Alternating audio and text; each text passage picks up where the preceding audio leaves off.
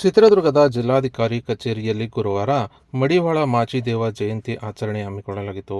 ಜಿಲ್ಲಾಡಳಿತ, ಜಿಲ್ಲಾ ಪಂಚಾಯತ್, ಕನ್ನಡ ಮತ್ತು ಸಂಸ್ಕೃತಿ ಇಲಾಖೆ ಹಾಗೂ ನಗರಸಭೆ ವತಿಯಿಂದ ಗುರುವಾರ ಮಧ್ಯಾಹ್ನ 11:30ಕ್ಕೆ ನಗರದ ಜಿಲ್ಲಾಧಿಕಾರಿ ಕಚೇರಿ ಸಭಾಂಗಣದಲ್ಲಿ ಒಂದು ಮಡಿವಾಳ ಮಾಚಿದೇವ ಜಯಂತಿ ಆಚರಣೆ ಹಮ್ಮಿಕೊಂಡಿದ್ದು, ಶಾಸಕ ಕೆಸಿ ವೀರೇಂದ್ರ ಪಪ್ಪಿ, ಎಡಿಸಿ ಕುಮಾರಸ್ವಾಮಿ ಹಾಗೂ ತಹಶೀಲ್ದಾರ್ ನಾಗವೇಣಿ ಅವರು ಆಗಮಿಸಿ ಮಡಿವಾಳ ಮಾಚಿದೇವರ ಭಾವಚಿತ್ರಕ್ಕೆ ಪುಷ್ಪಾರ್ಚನೆ ಸಲ್ಲಿಸುವ ಮೂಲಕ ಕಾರ್ಯಕ್ರಮ ಉದ್ಘಾಟನೆ ಮಾಡಿದ್ದು, ಮಡಿವಾಳ ಮಾಚಿದೇವ ಅವರ ಆದರ್ಶಗಳನ್ನು ನೆನೆದಿದ್ದು ಕಂಡುಬಂದಿದೆ.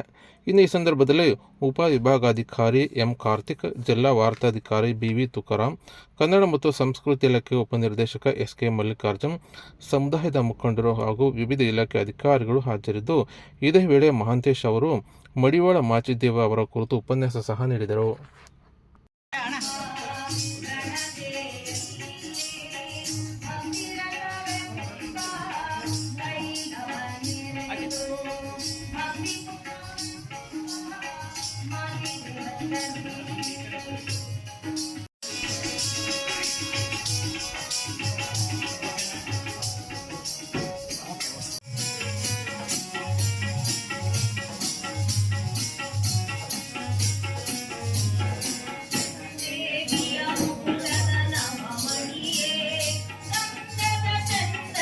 ಅಧ್ಯಕ್ಷರಾಗಿರುವಂತಹ ರಾಮಪ್ಪನವರು ಎರಡು ನುಡಿಗಳನ್ನು ನುಡಿಬೇಕು ಅಂತೇಳಿ ವಿನಂತಿ ಮಾಡಿಕೊಳ್ತಾ ಇದ್ದೇನೆ.